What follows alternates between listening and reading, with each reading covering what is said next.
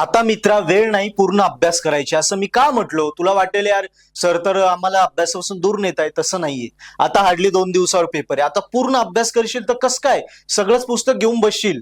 पहिली तर गोष्ट, मला पुस्तकांचा राग आहे. पुस्तकात इतकं टफ दिलेले असतं लँग्वेजेस, कुठलंही पब्लिकेशन घे एकदम टफ लँग्वेज आहे. प्लस त्याच्यामध्ये पूर्ण ज्या मॅथमॅटिकल मध्ये तर स्टेप सगळ्या दिलेल्याच राहत नाही, डायरेक्ट स्टेप दिलेल्या असतात. तुला माहिती आहे, तू मॅथमॅटिकल कुठलाही सब्जेक्ट घे, अभ्यास करतोय. सो त्यामुळे पुस्तकातून पूर्ण अभ्यास करायला गेला तर तुला नक्की आता गडबड होणार, पेपर बॅक राहणार. मग आता काय करायचं? आत्ताची वेळ, पहिल्यांदा IMP क्वेश्चन शोध, कुठूनही शोध, मित्राकडून शोध, कॉलेजच्या टीचर मधून शोध.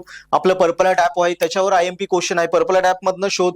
वेगवेगळ्या ठिकाणून IMP क्वेश्चन शोध. IMP क्वेश्चन कळाले की नंतर IMP टॉपिक्स पण शोध. IMP टॉपिक साठी तुला पेपर पॅटर्न समजून घ्यावा लागेल. पेपर पॅटर्न कुठून भेटेल? कॉलेजच्या टीचरकडनं, क्लासेसच्या टीचरकडनं पेपर पॅटर्न भेटतो. येस, सो कॉलेजच्या क्लासेसच्या टीचरला भेट, त्यांच्याकडनं पेपर पॅटर्न भेटेल. पेपर पॅटर्न भेटला की ते तुला IMP टॉपिक्स देतील. IMP टॉपिक्स सोबत तुला IMP क्वेश्चन्स पण देतील. आणि बस तेवढं सिलेक्टेड अभ्यास कर.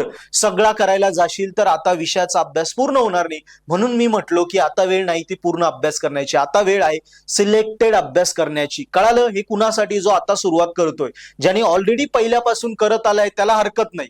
त्याने पण खूप डिटेलमध्ये नाही जायचं. आता त्याने ऑलरेडी पहिल्यापासून अभ्यास करतायत, त्यांनी काय करायचं? ऑलरेडी त्यांनी नोट्स बिट्स बनवलेले असतील. सो त्या नोट्स वगैरे सगळ्या वाचायच्या, डिटेलमध्ये नाही वाचायचं, कारण डिटेलमध्ये तेव्हा वाचलेलं आहे. आता शॉर्टमध्ये वाचायचं आणि पेपरच्या आगल्या दिवशी जी रिव्हिजन राहील तेव्हा डिटेलमध्ये पुन्हा वाचायचं असतं. आणि पुन्हा सकाळी सकाळी 1 तास आधी, पेपरच्या 1-1.5 तास आधी आपल्याला तेव्हा मग शॉर्ट रिव्हिजन करायची असते. कळालं?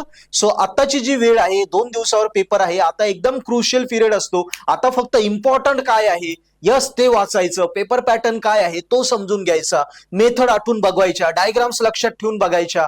काय क्वेश्चन आला की कसा लिहायचा, प्रश्न कसे ओळखायचे, पेपरचा एकंदरीत पॅटर्न काय असेल, स्टँडर्ड आन्सर काय लिहू शकतो, या गोष्टींच्या नुसार आता स्टडी करायचा. आणि या पद्धतीने करशील तर नक्की नक्की नक्की 100% गॅरंटी मी प्रोफेसर मंगेश कैरे माझ्या एवढ्या एक्सपिरियन्सची देतो की तू 100% गॅरंटेड तुझे विषय स्कोर करशील. हा कॉन्फिडन्स काय मित्रांनो, आजपर्यंत 7000+ मुलांना मी इंजिनिअरिंगचे विषय शिकवले आहेत.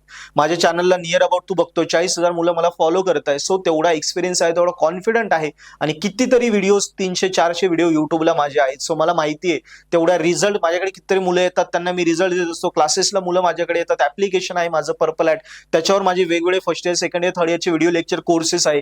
ते मुलं घेतात, त्या कोर्सेसवरनं, व्हिडिओ लेक्चरवरनं त्यांचे इंजिनिअरिंगचे विषय शिकतात. त्याच्यावर notes, paper solution, IMP question, video lecture सगळं मी पर्पल ऍपवर दिले. ते कोर्सेस घेतात आणि त्याच्यावरनं अभ्यास करून सुद्धा इंजिनिअरिंग आपली सोपी करतात, स्कोरिंग करतात, बॅकलॉग क्लिअर करतात. सो या सगळ्या एक्सपिरियन्समुळे मी तुला सांगतोय की ज्या वे मी फॉलो करतो ते नेहमी फॉलो करते आणि नक्की तुला फायदा होईल. एव्हा तू फॉलो करशील ना, पेपर झाल्यानंतर मलाच थँक्स म्हणशील. सो फायदा झाला तर नक्की कमेंट्स मध्ये लिही तुझे एक्सपिरियन्स. यस, चॅनल सबस्क्राईब कर, व्हिडिओ आपल्या जास्तीत जास्त मित्रांना शेअर कर आणि इंजिनिअरिंगचे तुझे हे विषय नक्की स्कोरिंग कर. थँक्यू.